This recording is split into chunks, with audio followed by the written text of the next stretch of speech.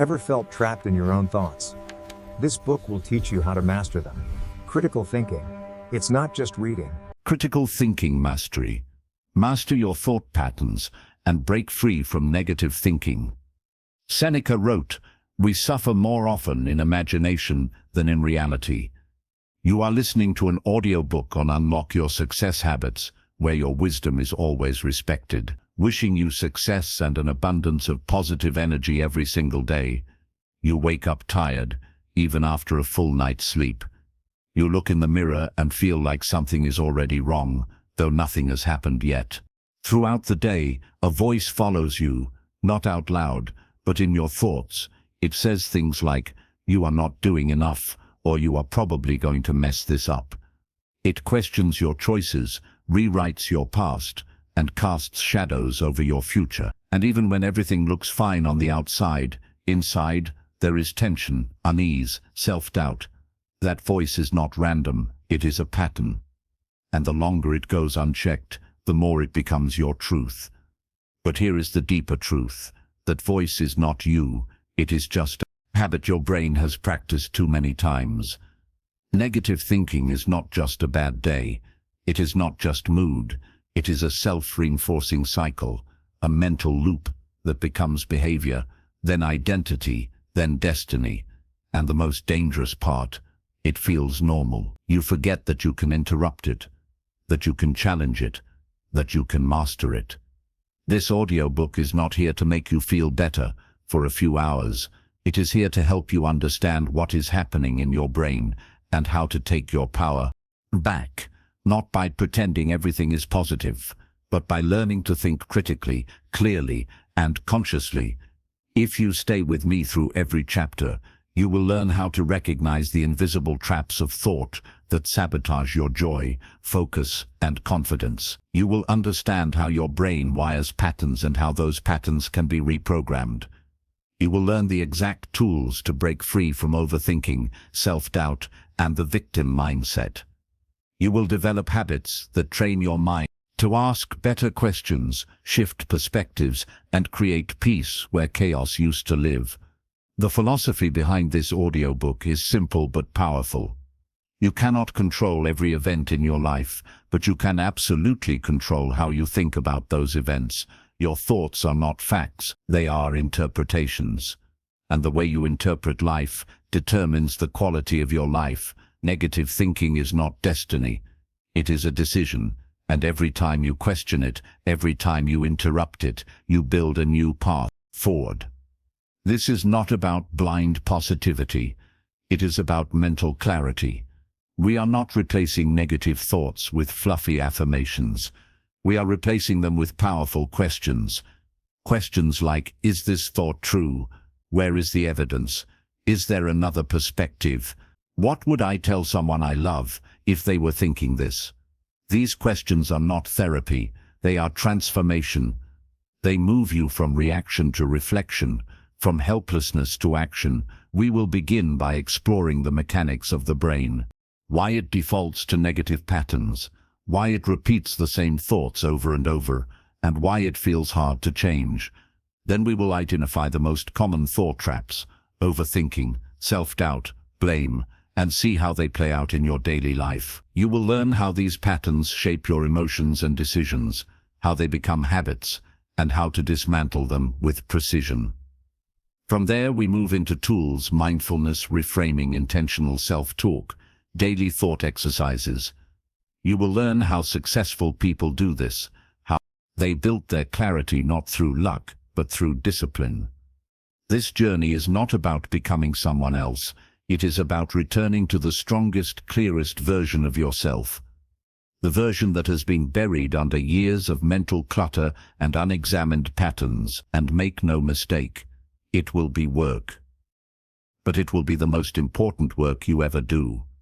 Because once you change your thinking, everything else begins to change.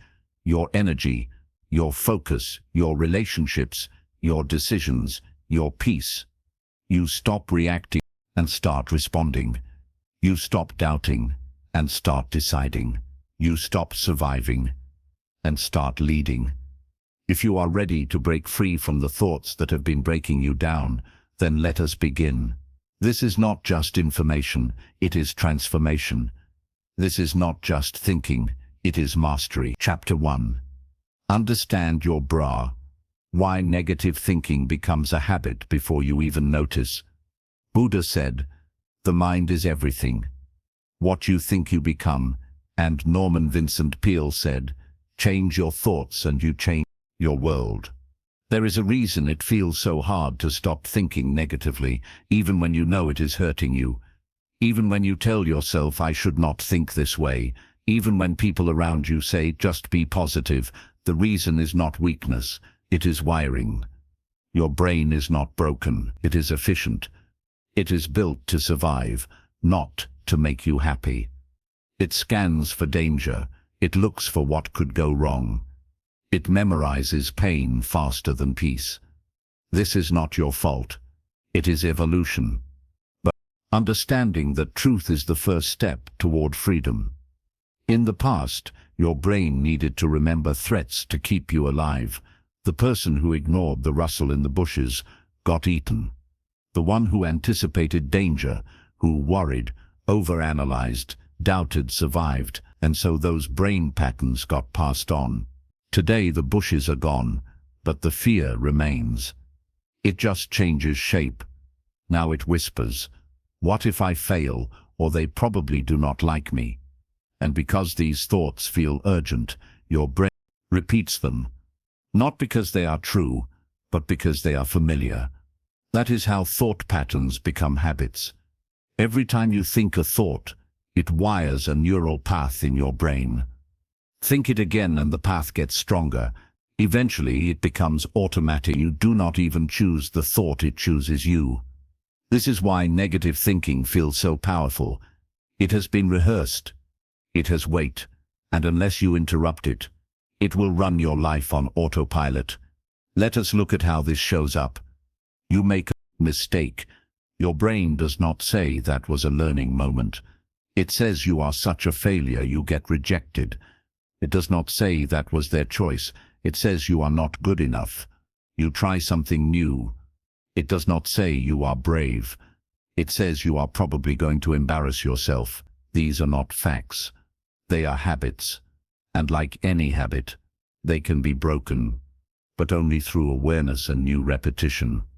This is why affirmations alone do not work for most people. Saying "I am confident" while your brain is firing off fear circuits will not create change. The brain needs evidence. It needs new experiences. It needs to be challenged. You cannot simply layer positivity on top of negativity. You must understand the mechanics, disrupt the loop, and choose again over and over until clarity becomes your new default. The good news is that your brain is plastic, not physically but neurologically. It can change. It can rewire. This is called neuroplasticity, and it means that with focused thought, new habits, emotional consistency, you can build new mental pathways that serve you instead of sabotage you. But you must start by identifying the current ones. Where do your negative thoughts show up the most? Morning social situations after a failure. Who do they sound like? A parent, a critic, your own voice. Write this down. Awareness is everything. You cannot change what you will not name. Let me show you how this worked in one real story. A woman in her late 30s had lived her entire adult life with the thought, "I am not disciplined enough to succeed." It shaped her career, her relationships, her confidence.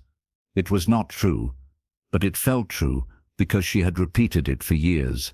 When she began journaling her daily thoughts, she saw how often it showed up. Every time she tried to change something in her life, it whispered that sentence. Once she saw it clearly, she could challenge it. She began writing a new sentence. "Every morning, every day I take action. I prove I am disciplined." She put that sentence with one small habit, like a walk, a task, a moment of silence. Within 3 months, she no longer felt like a fraud. She felt focused. Not because her life changed, but because her mind did. This is what you must do. Trace your thought loops. See the moments when over. Identify the core belief beneath it. Then start to interrupt it, not with empty positivity, but with clarity. Ask yourself, where did I learn this thought? Is it true or just familiar? What belief would serve me better here? These questions are not soft, they are sharp, and when used consistently, they cut through years of self-sabotage. Build this awareness into your day. Set 3 alarms on your phone, labeled, "What am I thinking right now?" Stop, breathe, observe. Notice if the thought is negative, name it.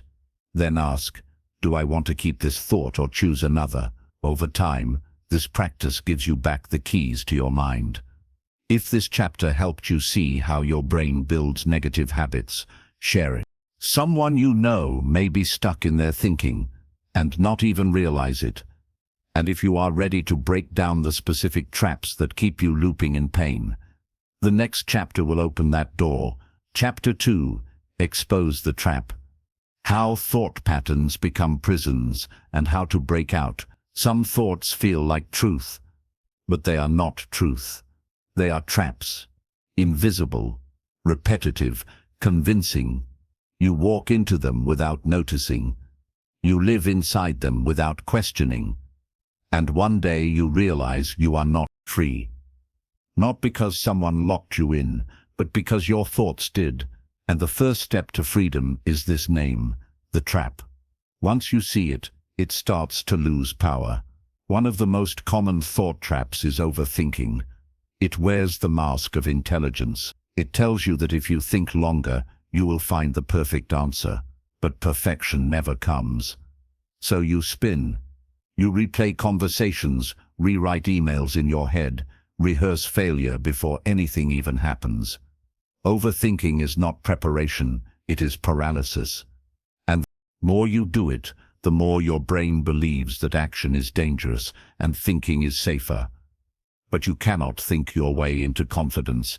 You must act your way into it. Ask yourself, how many times has overthinking actually solved the problem? How often has it brought peace instead of pressure? What if the real strength is not in having every answer, but in making one clear decision and learning from the result? Critical thinking is not overthinking, it is questioning with purpose. Overthink loops. Critical thinking moves. Another trap is self-doubt. It often sounds quiet, logical even. Maybe I am not ready. What if I fail? Others are better at this. These thoughts feel protective, but they are not. They are prison bars painted gold. Self-doubt keeps you small under the illusion of safety. But the only thing it protects you from is your potential. The longer you wait to feel ready, the more life passes you by. Here is the truth. Confidence is not a feeling, it is a result. You build it by showing up, by doing the thing while doubting yourself, by failing and realizing it did not destroy you. The strongest people are not those without doubt. They are those who learn to move anyway. And then there is the victim mindset, the belief that life happens to you, not through you. That your circumstances decide your future. That you are powerless. This mindset is seductive. It gives you someone to blame. It gives you reasons to wait.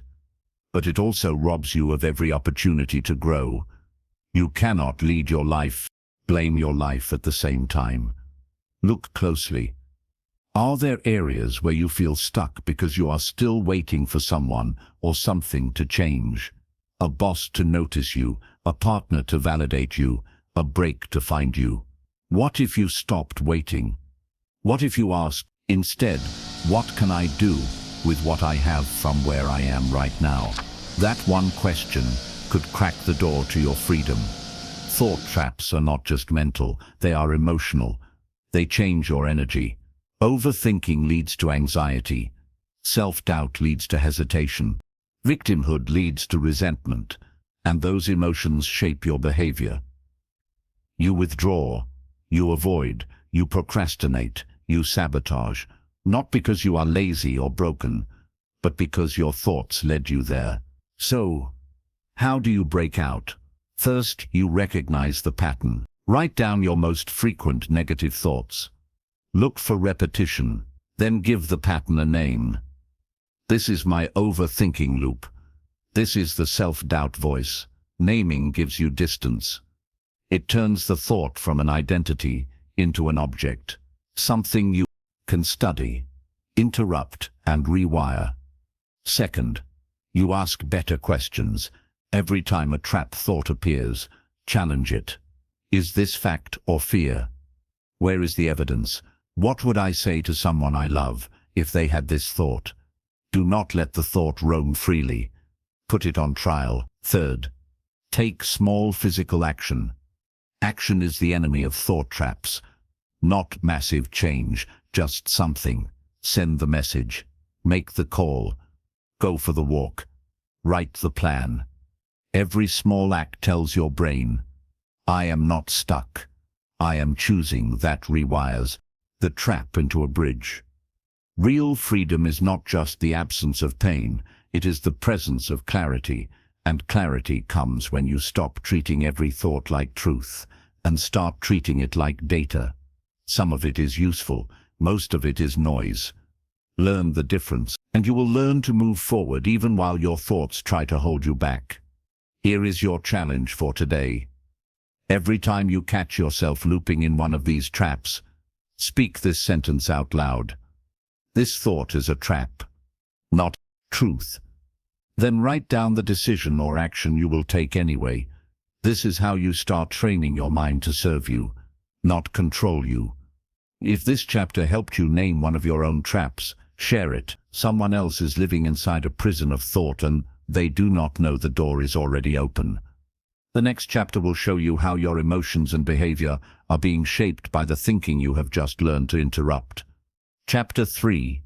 Thought creates feeling. How your mental patterns shape your emotion and behavior. There is a moment that happens before every emotion you feel. A moment so fast, so automatic, that you often do not even notice it. A thought, one sentence, one interpretation, one quick judgment your brain makes about what is happening around you. And in that instant, your body reacts. Your heart rate changes, your breath shortens, your stomach tightens. You feel angry, sad, afraid, ashamed.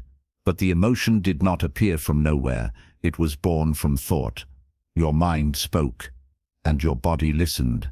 This is one of the most overlooked truths about human experience. Emotions are not just reactions, they are creations.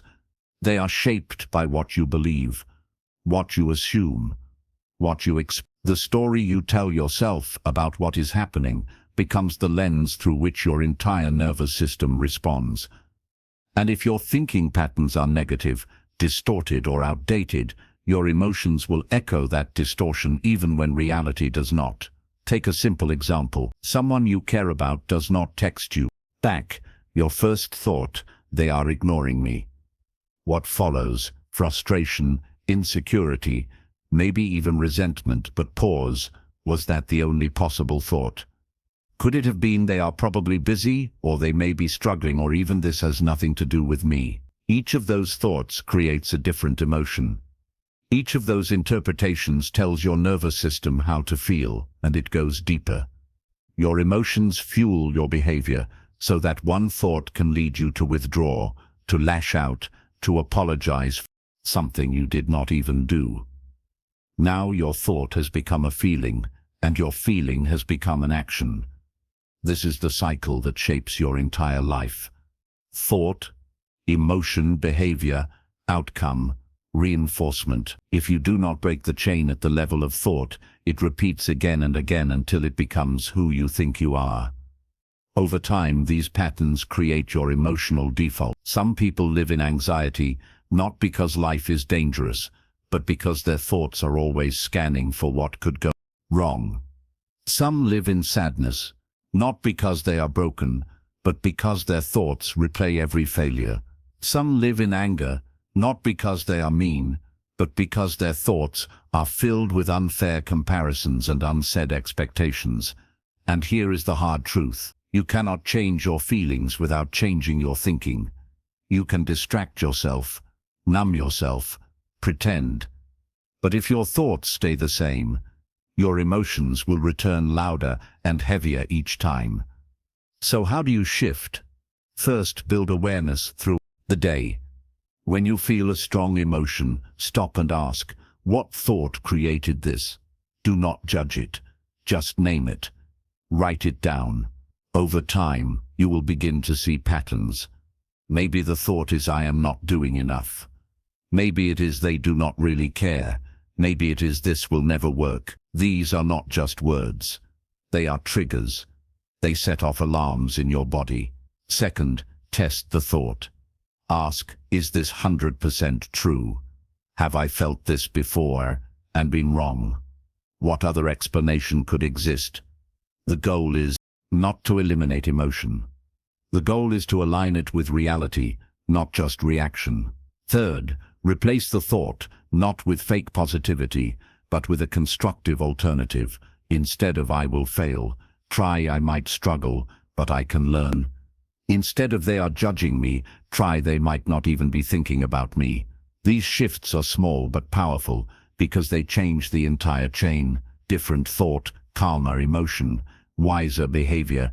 Let us look at a real-life example. A man constantly felt disrespected at work. Every meeting, he assumed others were dismissing his ideas. That thought, they do not value me, triggered irritation. He started withdrawing. Then he became passive-aggressive. Soon his team really did start distancing from him. But when he learned to catch the thought, he realized it was based on an old story, rejection from his past.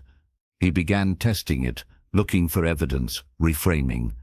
He shifted from they do not respect me to maybe I need to communicate more clearly. His emotions softened. His actions changed. And so did his relationships. This is the power of thought. Not to control your life, but to influence it, and influence it consistently. When you take ownership of your thoughts, you take ownership of your emotional experience. You begin to trust yourself. You stop being afraid of your own mind, and you become someone who responds instead of reacts. Here is your daily practice for the next 7 days. Keep a thought tracker. Anytime you feel anxious, angry, discouraged, write the emotion down. Then ask, what thought came right before this? Do not filter. Be honest. Then ask, is that thought helpful? Is it accurate? What could I think instead? This is not journaling. This is rewiring. If this chapter helped you see the link between your thinking and your emotions, share it. Someone you love may be overwhelmed by feelings they do not understand because they have not traced the thoughts beneath. And if you are ready to go even deeper into how to change those patterns, not just notice them, the next chapter will teach you how. Chapter 4. Ask better questions. How to break negative thoughts with critical thinking. Most people try to escape negative thinking by forcing themselves to be positive. They repeat affirmations, they avoid the subject, they distract themselves with noise, but the thought always returns. Because the issue is not the thought, it is the way they respond to it. The true antidote to negative thinking is not escape, it is inquiry. Not denial, but depth. You do not fight a negative thought with positivity, you break it with a better question. Every negative thought is a story often unchallenged, and your brain believes whatever it repeats. So when your mind says I am a failure, or this always happens to me, or nothing ever works out, it is not presenting a fact. It is offering a theory, and like any theory, it must be tested. Critical thinking means stepping back from your thoughts and asking, is this true? But go further, ask, according to what evidence have I felt this way before and still found a solution? What would a neutral observer say if they looked at this situation? These are not soft questions. They are precise. They are the scalpel that separates emotion from reality. Let us break down how this works. Imagine you make a mistake. Your thought is, I always mess things up. Instead of spiraling, pause. Ask always, what is the evidence for and against that? What did I learn from the last mistake I made? What small win did I overlook today? These questions reframe your focus. They do not erase mistake, but they shift your relationship to it. Another example, someone ignores your message. You think they are mad at me. That thought becomes anxiety. But instead of accepting it, challenge it. Is that the only explanation? Could they be busy? Has this happened before, and what turned out to be true? These questions slow the emotional storm. They give you space to think clearly. And that space is freedom. The most powerful question of all might be this: what would I say to someone I love if they were thinking this thought? That question cuts through the noise, because we are often cruel to ourselves in ways we would never be to others. And when you apply compassion, logic, and perspective to your own thoughts, you begin to see how distorted they have become. Here is where critical thinking becomes a daily tool. Do not let any negative thought go unquestioned. Treat it like a stranger knocking at your door. Do not let it walk in without asking, who are you? Where did you come from? What do you want from me? Some thoughts are messengers. Others are thieves. You need to know the difference. Start keeping a thinking log. Every time you catch a negative thought, write it down. Then write at least 3 critical questions underneath. What does this thought assume? What facts challenge it? What belief is it protecting? This habit turns your brain into an ally instead of an enemy. Over time, you will stop believing every dark story your mind tells you, and do not worry if you do not have perfect answers. The goal is not to eliminate doubt. The goal is to interrupt the autopilot to create a moment of consciousness. Because in that moment, you have a choice. And every time you choose to question the thought, instead of obey it, you weaken its power. Real thinkers are not people who never have negative thoughts. They are people who refuse to accept them without examination. They are people who ask hard questions, who seek deeper clarity, who stand guard at the gates of their mind, not with aggression, but with awareness. Let me leave you with this. Your mind is brilliant, but it is also biased. It remembers pain more than peace. It notices what went wrong more than what went right. It tells stories to protect you, even if those stories are no longer true. That is why critical thinking is not optional. It is survival. It is the skill that transforms suffering into strength. If this chapter gave you a question that opened your thinking, share it. Someone you love might be drowning in unchallenged thoughts, and your voice could be the one that reminds them, can choose again. And if you are ready to shift not just your questions but your entire perception of the world around you, the next chapter will teach you how to reframe it all. Chapter 5. Shift the lens. How cognitive reframing changes everything you see. You do not see the world as it is. You see the world as you are, through the lens of your thoughts, through the filter of your past, your fears, your assumptions. And that lens shapes everything. How you interpret failure, how you define success, how you view people, and most of all, how you see yourself. The problem is not always the situation. The problem is often your frame. And the power of critical thinking is this: you can change the frame. Cognitive reframing is not about lying to yourself. It is not about pretending things are good when they are not. It is about choosing to look at the truth through a different angle, one that gives you power instead of taking it away. Reframing says this is happening. But what else might be true? It does not erase reality. It expands it. Let us start with something simple. You get rejected from a job. The default frame says, I failed. I was not good enough. But pause. What other frame could exist? This was not the right fit. Something better is being prepared. I just learned something valuable about how to show up next time. Same event, different emotion. Not because the event changed, but because the lens did. Or imagine a friend pulls away.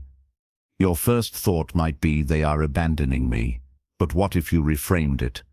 Maybe they are going through something I cannot see. Maybe this space is showing me how much I rely on others for my self-worth. Again, the facts stay the same, but the story changes, and with it, your response changes. The ability to reframe is not a trick. It is maturity. It is the wisdom to say this moment does not define me. It reveals me, and I get to choose what it reveals. Most people live inside a single frame their entire life. I am not enough. Life is unfair. People always leave. Success is for others, but once you realize you are holding the camera, not the scene, everything shifts. Here is how to build the skill. Start with any stressful situation. Write it down. Then write the first thought that comes to mind. Now ask, what other ways could I see this? List at least 3 alternative frames. Then ask, which frame leads me to peace, growth, or clarity?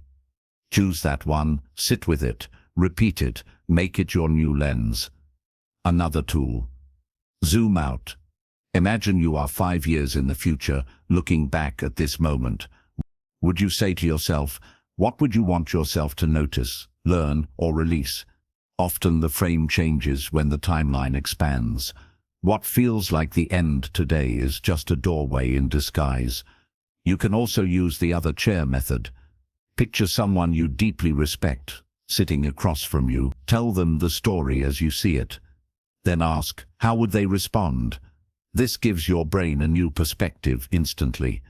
You borrow their clarity until yours returns. Reframing is especially powerful with identity. If you grew up thinking I am the quiet one, you may interpret every missed opportunity as confirmation. But what if that was just a role you played, not who you are? What if you reframed it to I am someone learning to speak with intention? Suddenly your quiet becomes presence. Your hesitation becomes wisdom. The frame lifts the weight off your story. Let us be clear, reframing is not spiritual bypass. It is not ignoring pain. It is owning your power within it. You can say this hurts, and I am still learning. This feels like loss, and it is also an opening. This is hard, but I have done hard things before. These are not fantasy frames, they are flexible ones, and flexibility is strength. Here is a practice. At the end of each day, write down one moment that frustrated or discouraged you. Then ask, what frame did I use in that moment, and what other frame could I choose now? Over time, your mind learns that perception is a choice, not a sentence, and when you begin to live this way, you stop being a victim of circumstances. You stop needing everything to go right to feel okay, because your peace no longer comes from control. It comes from perspective. And no one can take that from you. If this chapter shifted how you see even one thing in your life, share it. Someone out there is drowning in a single frame, and your voice might help them see something they could not before. And if you are ready to learn how to become the observer of your thoughts, not just their prisoner, next chapter will teach you how through mindfulness. Chapter 6, Become the Observer. Use mindfulness to separate yourself from your thoughts. Most people live inside their thoughts as if those thoughts are who they are. I feel anxious, so I must be anxious. I think I will fail, so it must be true. I keep remembering that mistake, so it must still matter. But your thoughts are not facts. They are not your identity. They are experiences, mental events, and you are not the thought. You are the one who notices thought. This is the shift mindfulness gives you. It does not silence your mind. It gives you distance. It lets you step back from the storm and say, there is the storm again. You stop being the emotion and start being the observer.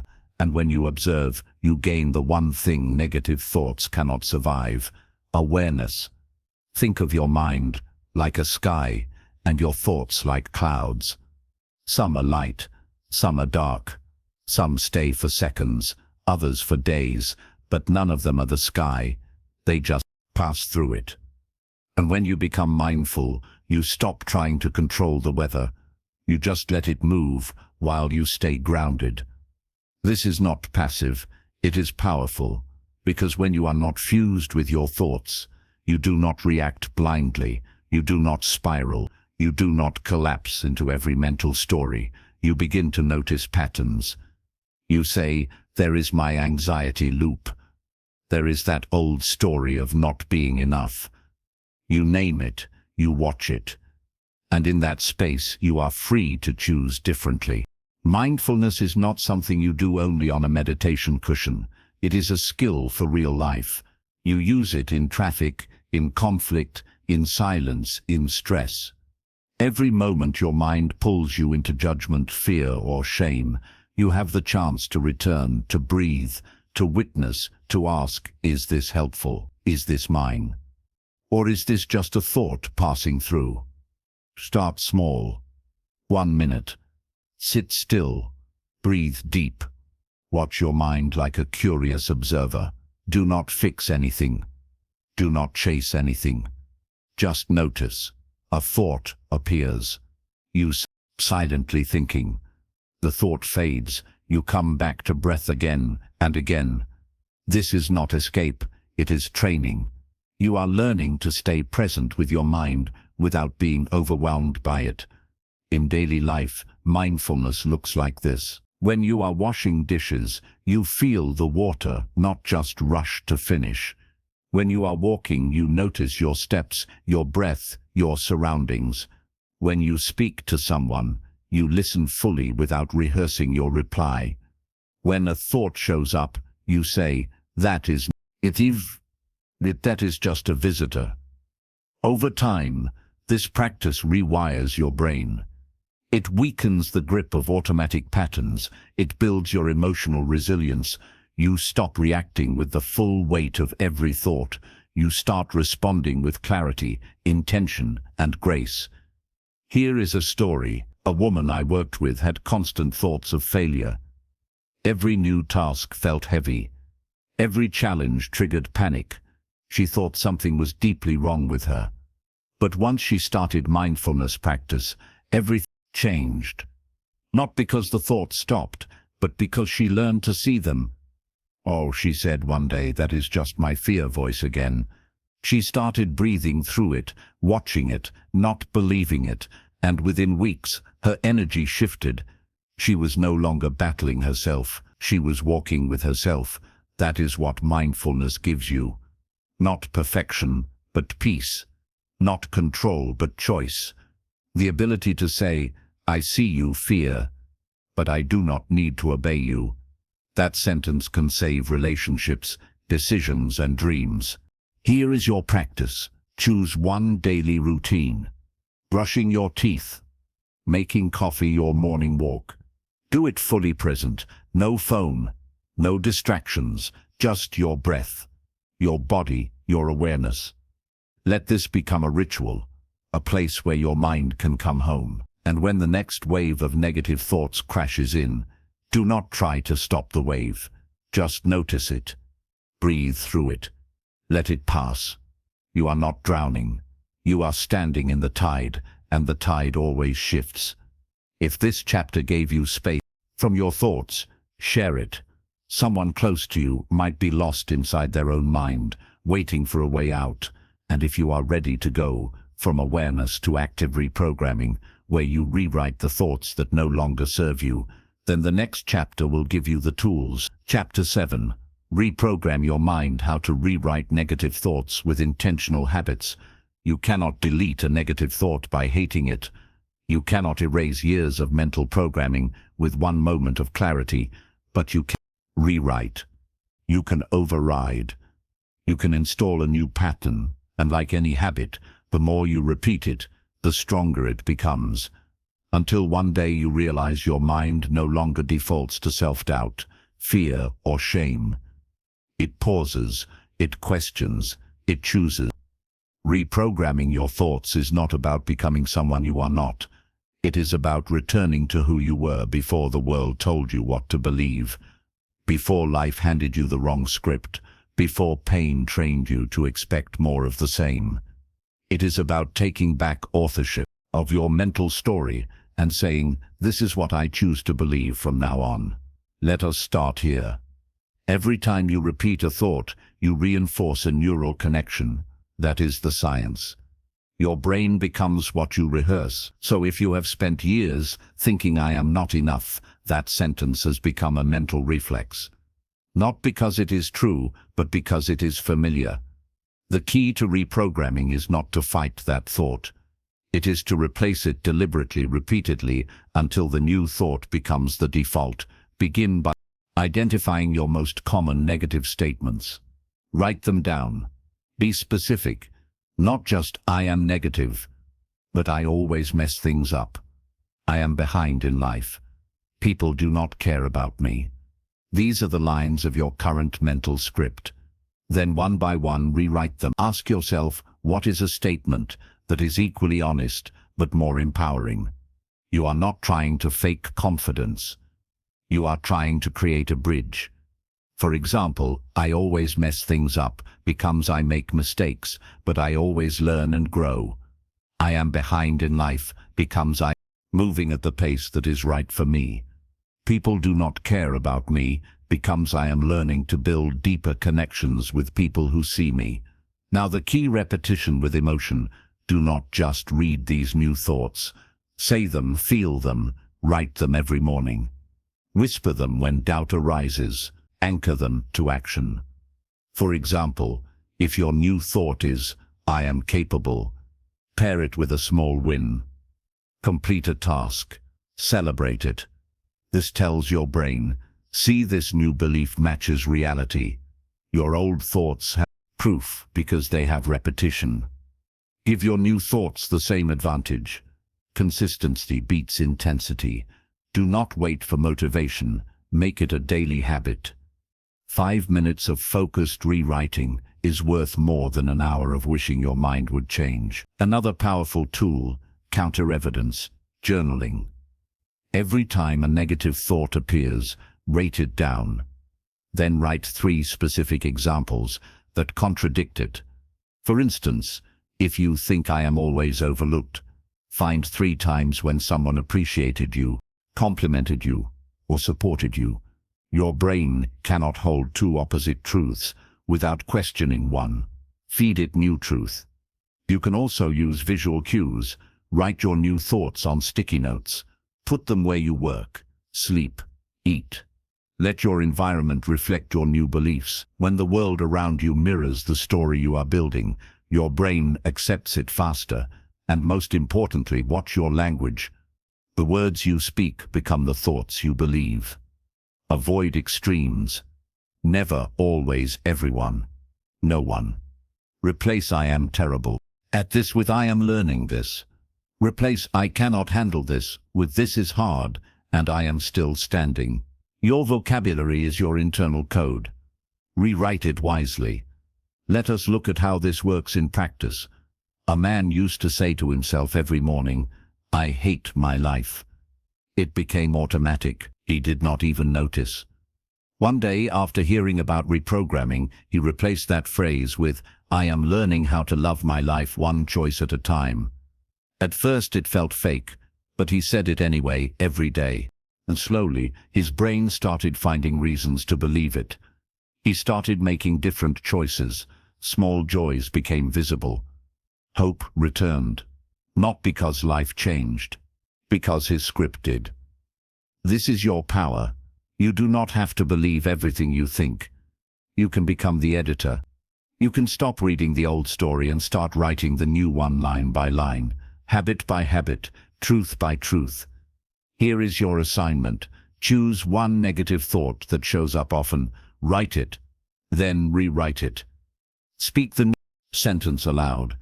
Every time the old one appears, respond not with panic, but with your new phrase.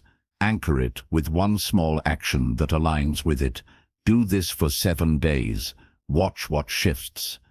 If this chapter gave you the tools to start rewriting the story in your mind, share it. Someone in your life might be living inside an old narrative, just waiting for a new sentence to begin. And if you are ready to learn how to change the voice you speak to yourself, with the one that shapes everything, the next chapter will open that door. Chapter 8. Master your self-talk. How the voice in your head becomes your life's direction. There is a voice inside your mind that never stops speaking. It narrates your choices. It comments on your appearance. It judges your failures. It whispers before you try. It echoes after you fall. And most people never question it. They believe it. They follow it. They let it write the rules. But what if that voice is not your truth? What if that voice is just a reflection of old fear, old wounds, old scripts you never chose? The way you talk to yourself becomes the way you live. That is why mastering your self-talk is not optional. It is urgent. Self-talk is the most intimate conversation you will ever have. It shapes your confidence, your identity, your relationships, your courage, and the tone matters more than the words. Some people say positive things in a voice of pressure. You can do this, they say, but their mind shouts it like a threat. Others whisper failure in gentle tones.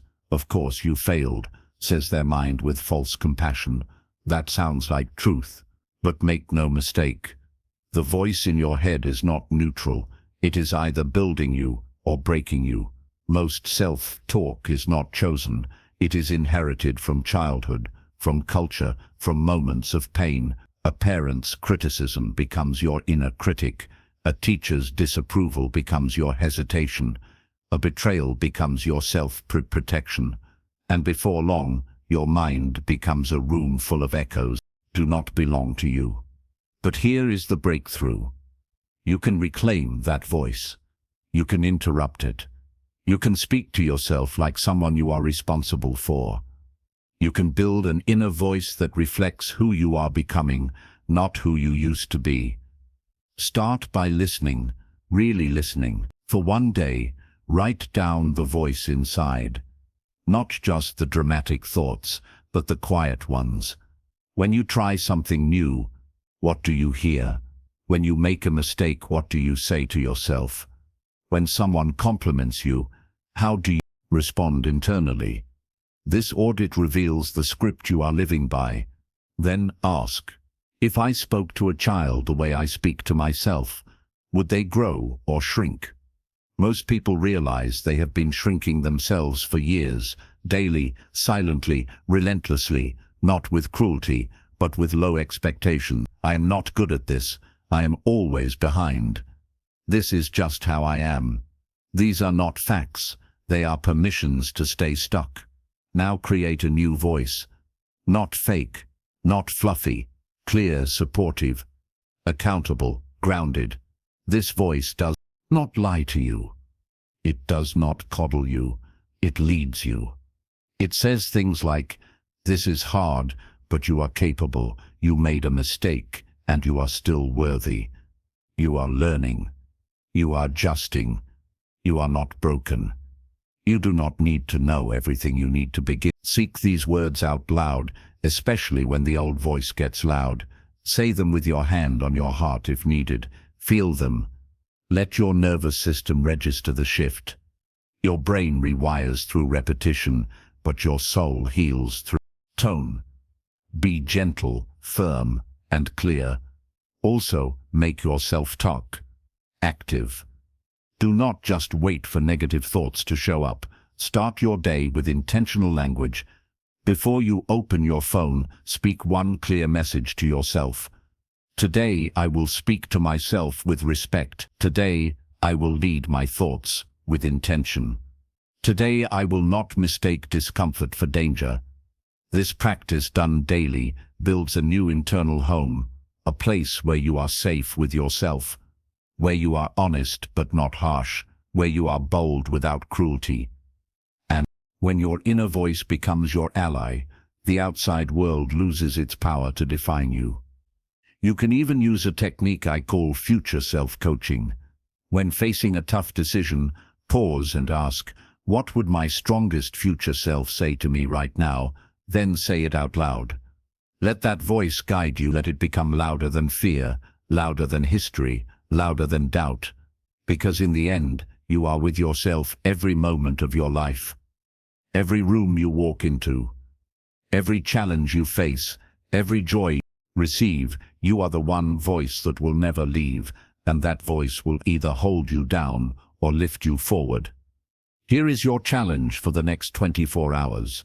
Treat your inner voice like your best friend. No insults, no silence during struggle, no rehearsing failure, only clarity, compassion, and leadership. Notice what changes your energy, your confidence, your posture, your decisions. Everything follows your voice. If this chapter helped you take back control of the way you speak to yourself, share it. Someone in your life may be hurting, and it might not be life doing it. It might be their own thoughts. And if you are ready to learn how successful people rewrote their mental script and rebuilt their entire mindset, the next chapter will show you how they did it. Chapter 9, Study Success. How mentally strong people rewire their thinking for clarity, action, and peace. Success is not luck. It is not charm. It is not having the perfect plan or the perfect timing. Success, real sustainable inner and outer success, is a product of mental clarity. The most powerful people you know are not always the most talented. They are the ones who learned how to lead their own minds. They made their thinking serve them, not sabotage them. And the good news, that kind of mindset is not a gift. It is a decision.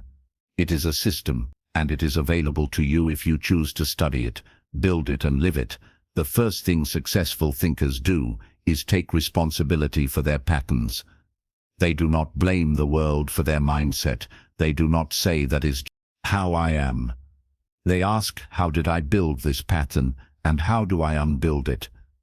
They see every negative thought as a program that can be rewritten. They do not wait for motivation. They install discipline. They do not wait for peace. They build clarity through self-reflection, repetition, and aligned action. Let me tell you about one, a CEO who once lived in constant fear of judgment. Every meeting drained him. Every decision felt like a risk. He told himself, I am not a natural leader. But one day, after hitting burnout, he wrote down every recurring negative thought. Then he asked, whose voice is this really? He traced it back to a childhood teacher who constantly criticized him. That realization broke the illusion. He started rewiring using affirmations backed by evidence-building confidence through daily wins, replacing fear-based questions with strategic ones.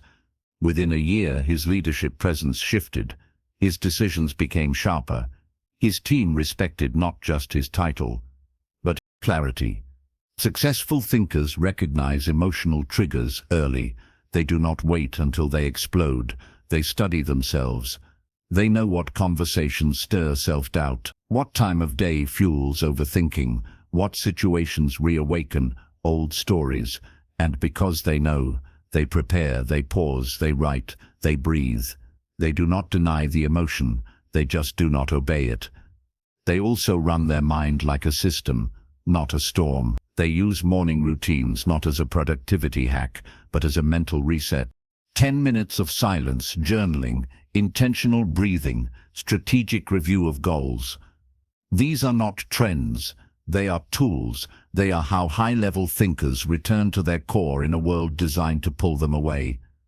Another thing they do, pattern interruption. When a negative spiral begins, they move physically, mentally. They speak aloud. That thought is not helpful. They stand up, take a walk, switch tasks. They know momentum matters, and waiting for the thought to pass is not a strategy. Action is. Interrupting the spiral gives them room to choose again. They also simplify. In a world that overwhelms successful thinkers, zoom in. What is the real problem? What is the one thing that would move this forward? What is the cost of staying stuck here another day?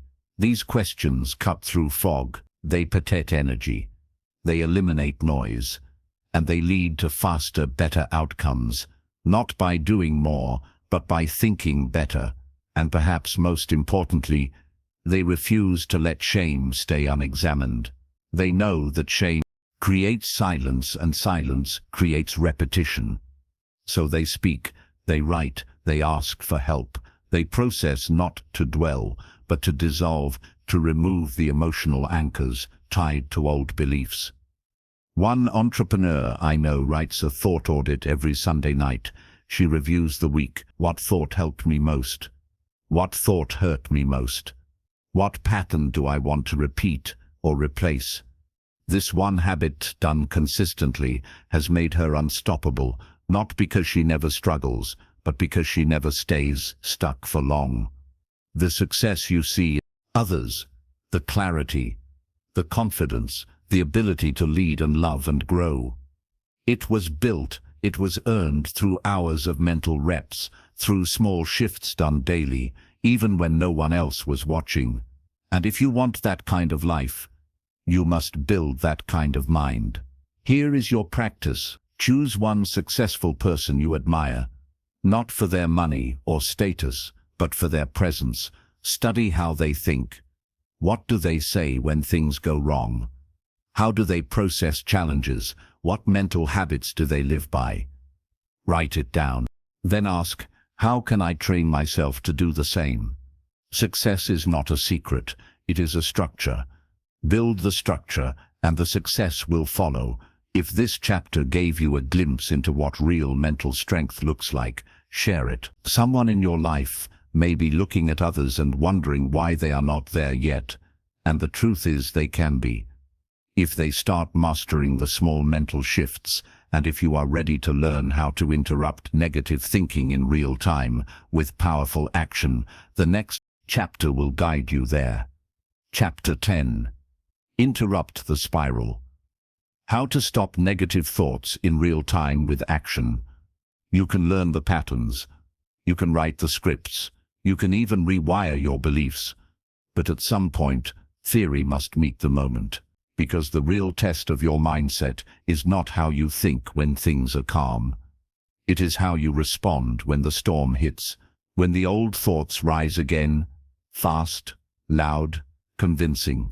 In those moments, what you do matters more than what you know.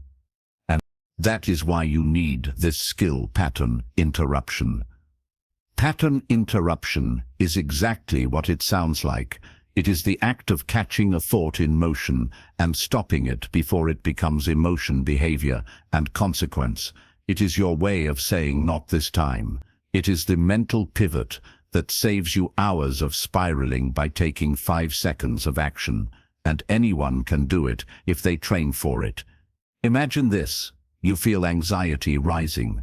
Your chest tightens. Your mind starts racing with what-ifs. The old pattern says, "Here we go again." This time you notice it. You say out loud if needed. Pause. Then you move physically. Stand up. Clap your hands. Change rooms. Drink cold water. Breathe deep. You do not wait to feel better. You interrupt the signal because negative thoughts are not just mental. They are physical. They live in your body. And if you stay still, they gain power. But when you act, any act, you break the loop. You remind your nervous system, we are not stuck. We are choosing. Start building a toolkit. Write down 5 actions that shift your state quickly, and go for a short walk. Do 10 push-ups. Splash cold water on your face. Play one song that lifts your energy. Speak a truth aloud. I am not this thought. I am the one who chooses. The goal is not to fix everything. The goal is to break the momentum of the spiral, to create just enough space for a better thought to enter. Let me give you a story. A woman I worked with used to spiral into shame every time she made a mistake. One sentence, "You are such a failure," would lead to hours of self-blame. Then she learned this technique. The next time the thought hit, she clapped once loud. It startled her just enough to wake up. Then she walked to the window, took 3 deep breaths, and spoke one sentence, "I am still growing." That was it. The spiral ended. The thought still appeared, but it did not win. That is the power of pattern interruption. It does not erase the thought. It ends its control. You can make this fun. Set a challenge for yourself every time a negative thought arises. Do something unexpected. Snap a rubber band on your wrist, shout a positive phrase, dance for 30 seconds, smile at yourself in the mirror. These small disruptions train your brain to associate the spiral with interruption, not surrender. Over time, your mind learns we do not go there anymore. We choose differently. And here is the deeper layer. Once you interrupt, replace, fill the space with something powerful. Ask a better question. Repeat your chosen affirmation. Take one small action that aligns with the person you are becoming. The interruption opens the door. The replacement rewires the room. Practice this daily, not when the storm is overwhelming, but in small moments. When you start to complain silently, interrupt. When self-doubt whispers, interrupt. When fear tries to control your schedule, interrupt. These moments are your reps, and your life is shaped by your reps more than your resolutions. Here is your task. Create a rescue list. 5 pattern interrupting actions. Write them, post them somewhere visible. And the next time the spiral starts, do one. Then breathe. Then choose again. This is not a fight. It is a choice. Again and again until the spiral is no longer your home, but a place you pass through quickly on your way back to clarity.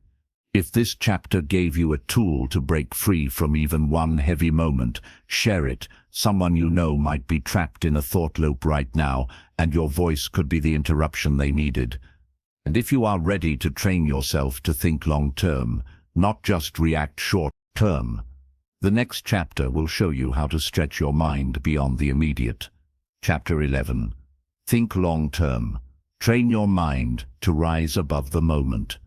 Your mind wants relief now, not growth, not clarity, just relief. That is why when discomfort shows up, your first instinct is to escape, to scroll, to snack, to avoid. Your brain whispers, later tomorrow, or worse. This will never change. It seeks the easy path. But your future is not built on relief. It is built on vision. And long-term thinking is how you protect your vision from the chaos of the present. Most people live in reaction.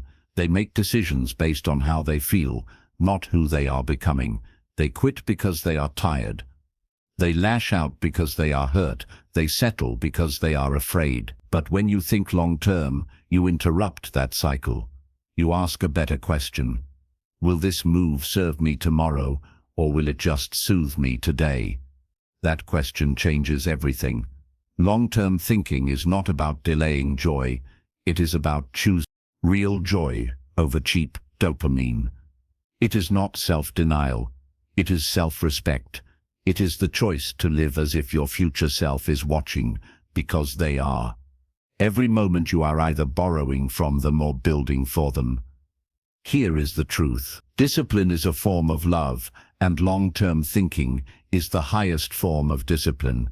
It says, I could react now, but I will respond for later.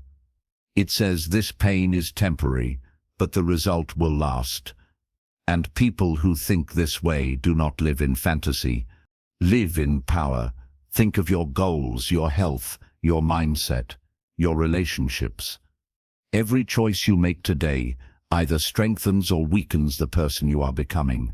And the more you practice long-term thinking, the easier it becomes to say no to things that once controlled you. Here is a practical method when facing a choice. Pause and ask, how will I feel about this? In 1 hour, in 1 week, in 1 year. That timeline will reveal the truth. What feels good now might feel empty later. What feels hard now might feel powerful later. This is how you train your mind to choose alignment over impulse. Another tool, write a letter from your future self. Imagine it is 5 years from now. You are clear, focused, peaceful. What would that version of you thank you for doing today? What decisions would they be proud you made? Read that letter often. Let it speak louder than fear. This mindset also applies to how you handle struggle. When life is hard, most people ask, how do I get through this? But long-term thinkers ask, who do I want to become through this? That shift moves you from victim to student, from passivity to purpose. Your pain stops being punishment and becomes preparation. Let me share a real story.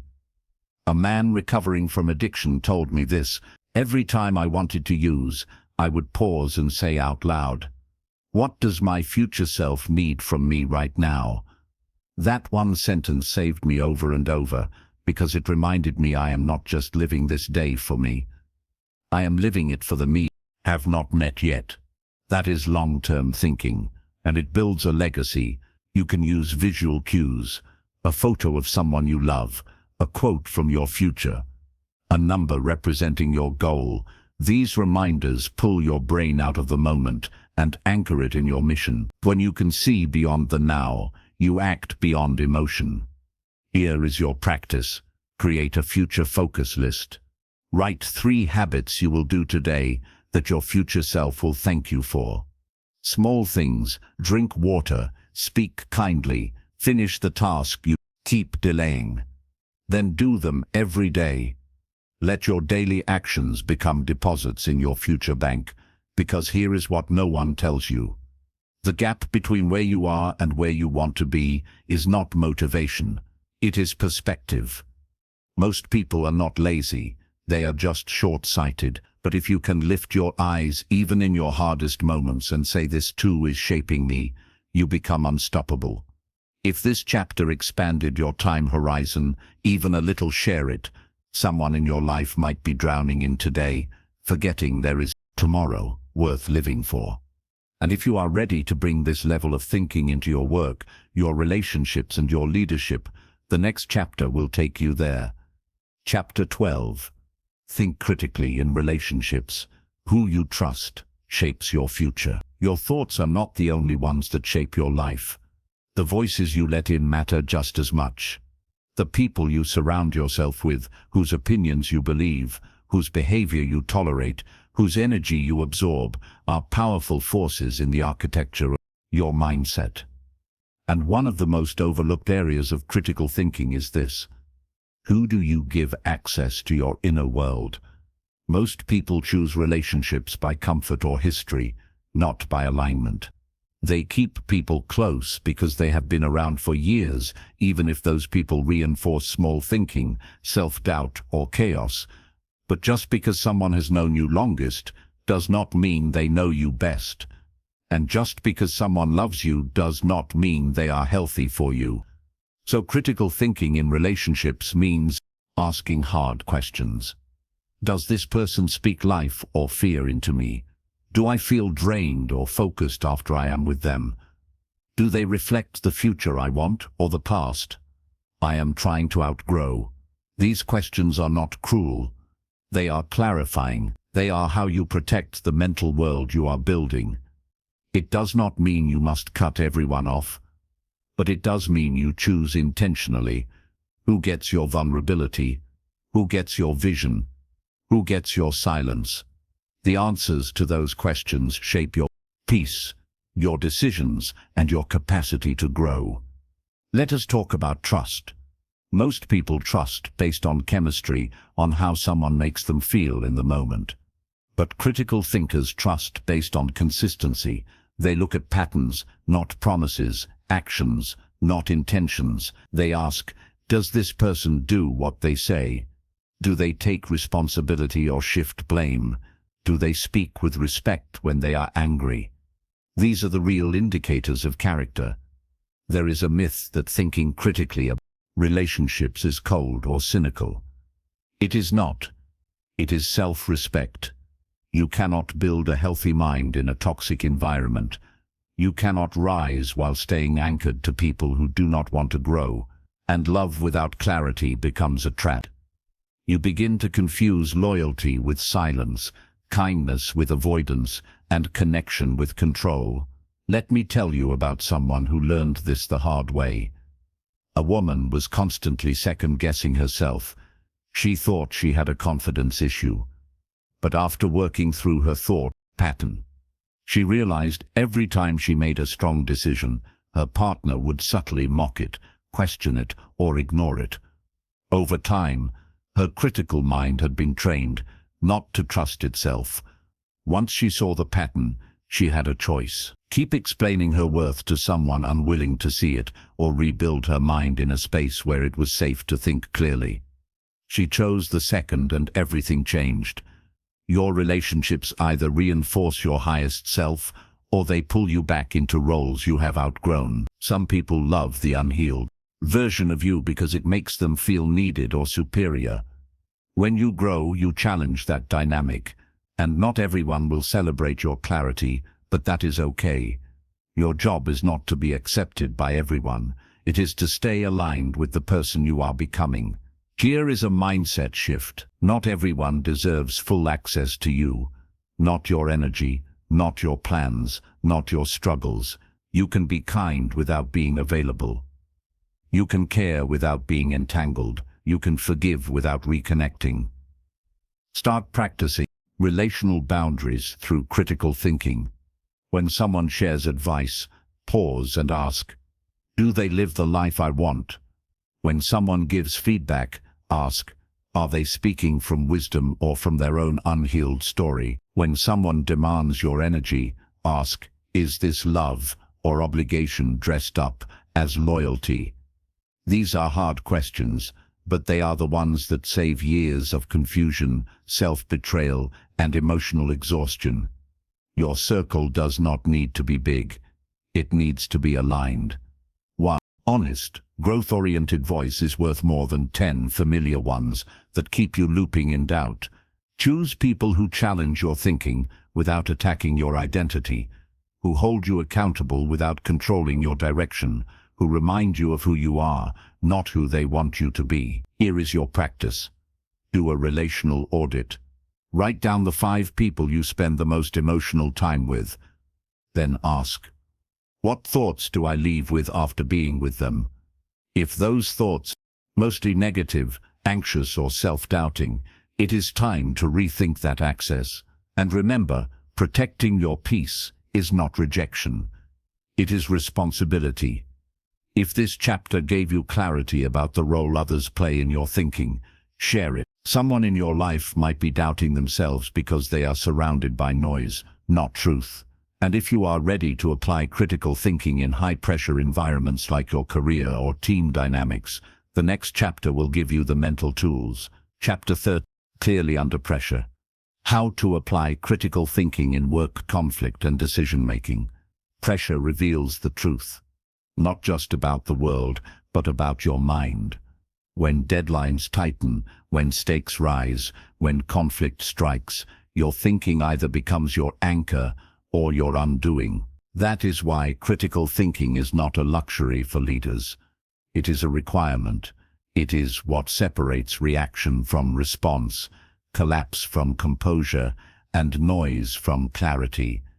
In work, most mistakes do not come from lack of intelligence.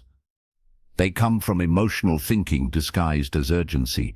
Someone says, we have to fix this now, and fear takes over. The team rushes. Assumptions go unchecked. Decisions are made to avoid blame rather than create progress. And hours, days, even years are lost, cleaning up what could have been prevented by 5 minutes of clear thought. Critical thinkers pause. Not forever, just long enough to ask the right questions. What is actually happening, not what we are afraid is happening? What outcome are we solving for? What are the options we have not considered yet? These are not philosophical questions. They are strategic tools. The pause does not delay the solution. It creates the space for a better one. One executive I coached ran a fast-growing company. The pressure was constant fires every day, but instead of rushing to solve every crisis, he taught his team one rule. Respond. Do not react. Before any action, they would write down the problem list, the facts, write the emotions attached, and name what success would look like. That one practice saved them from burnout and built trust in their decision-making process. Conflict is another test. In heated moments, most people defend themselves, not the truth. They listen to respond, not to understand. They turn disagreements into power struggles. But critical thinking turns conflict into clarity. It asks, what part of this is about me? What is the real need behind their words? What story am I telling myself about their intent? And is it accurate? You cannot solve conflict with the same mindset that created it. You must rise above the emotional noise. You must lead the conversation with curiosity, not control. That is not weakness, that is mastery. Let us talk about team decisions.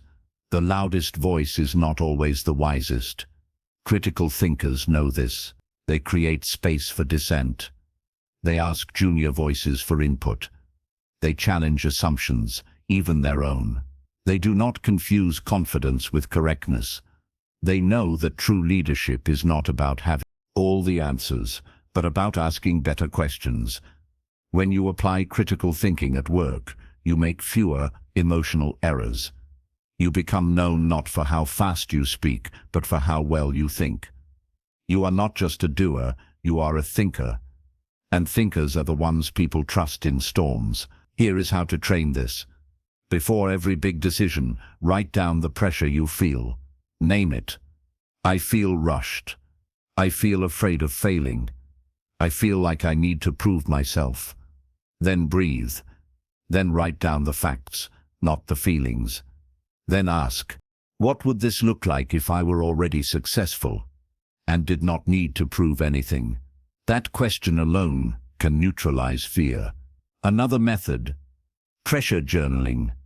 At the end of each workday, write one moment where you felt triggered or rushed. Then ask, what was the story behind that pressure? Was it true? How could I have responded differently? This practice rewires your brain to lead, not react. Even in personal life, the same rules apply. A partner says something hurtful. You want to defend. Instead, pause. What did I hear? What did they mean? What am I afraid of right now? That pause could save the relationship. This is not about perfection. You will still feel pressure. You will still react sometimes. But the more you practice, the shorter the gap becomes between trigger and clarity. And that gap is everything. Here is your practice the next time you feel urgency. Slow down. Write the facts. Ask 3 clarifying questions and then decide. Not from fear, from alignment. If this chat helped you bring structure to high-pressure moments, share it. Someone near you might be making life-altering decisions from a place of panic, and your words could remind them clarity is always an option. And if you are ready to challenge your entire belief system, reset your standards, and clarify the mind you want to live with, the next chapter will take you there. Chapter 14. Reset your mental standard. Challenge the beliefs that quietly control your life. Henry Ford said, whether you think you can or you think you can't, you're right. There is a level of peace, strength, and clarity that becomes possible, not when you learn something new, but when you let go of something old, something hidden, something you once believed because it felt true in the moment, but it is no longer true for who you are becoming. This is the hardest part of transformation, not building the new, but challenging the familiar. And that is what this chapter invites you to do. Reset the mental standards you have never questioned. You do not rise above your life. You rise above your patterns, and every pattern is built on a belief. That belief becomes the lens through which you see yourself, others, and the world. But not all beliefs are conscious. Some sit quietly in the background, controlling your decisions, reactions, and identity without ever announcing themselves. That is why awareness is not a luxury. It is the starting point of freedom. Start here. What do you believe about yourself when no one is watching? That you are behind, that you are hard to love, that you must prove your worth through achievement. These are not surface thoughts. They are root systems, and they have been shaping your reality long before you ever wrote a goal or spoke an affirmation. Now ask, Where did that belief begin?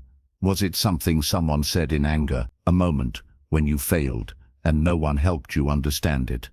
A pattern you saw growing up and assumed was normal? When you trace the belief back to its source, you weaken its hold. Because most of your current struggle are not from new problems, they are from old beliefs you never challenged. It is time to challenge them now. Take one belief. I am always the one who gets left. Say it out loud, then ask, is that true? Or has it just become a story? I repeat, write down 3 times when someone stayed, when someone supported, when someone showed up. This is not about erasing pain, it is about refusing to let pain define your identity. Another belief. I must do everything alone. Ask, where did I learn that, and what has it cost me? Look at the exhaustion, the isolation, the decisions you made from pride instead of partnership. Then replace that belief with a new standard. I am worthy of support and I will learn to receive it. Speak it daily, act on it weekly. Let it become your new base code. Resetting your mental standard means refusing to accept thoughts that shrink you. It means noticing when you say that is just how I am, and interrupting it with no, that is who I had to be, but I choose differently now. One man I worked with carried the belief I must succeed or I am nothing. He was successful but hollow-driven, but never satisfied. When we unpacked it, he cried, not because it was wrong, but because it had run his life for 20 years. His new standard became I create not to prove, but to express what is inside me, and that shift changed how he worked, how he loved, and how he rested. You can do the same. Write your old beliefs down like contracts, then one by one cross them out. Write a new contract, make it real, read it out loud every morning. Let your brain hear a new voice. Let your nervous system feel a new standard. Here is a powerful exercise. Write a list called standards. I now refuse to live below. Include statements like, I refuse to speak to myself with disrespect. I refuse to tolerate relationships that require self-abandonment. I refuse to mistake survival patterns for personality traits. I refuse to silence my voice to make others comfortable. Then next to each one, write the action that proves you mean it. This is how beliefs become embodied. This is how thought becomes transformation. Do not just reset your mindset, reset your life standards, because whatever you tolerate in thought, you repeat in action. And you are not here to live on autopilot, you are here to build with intention. If this chapter made you pause and realize how much of your life has been shaped by unspoken rules, share it. Someone near you may be aching to change, but they are still living by beliefs they never chose. And if you are ready for the final chapter, the one that brings every truth home and calls you to live it, then it is time. Chapter 15. This is your life now. Live what you know or lose it. You have come this far. Not by chance, not by scrolling, not by coincidence. You kept listening, kept turning the page, kept showing up for something deeper, and maybe for the first time in a long time, you realize it was never just about learning how to think clearly, it was about remembering who you are when you do. Because every insight you have heard, every shift in thinking, every call to pause, question, reframe, and choose again means nothing if you do not live it. This is not a book about knowing. This is a call to embodiment, to be someone who no longer thinks like a prisoner while holding the key. To become the one who walks different talks, different lives, different not because they are perfect, but because they finally chose to be awake. You now know how to spot the traps, overthinking, self-doubt, the victim script, the lure of immediate comfort. You know how to interrupt them. You know how to ask better questions. You know how to separate thought from truth, emotion from identity, urgency from wisdom. But here is the question that matters now.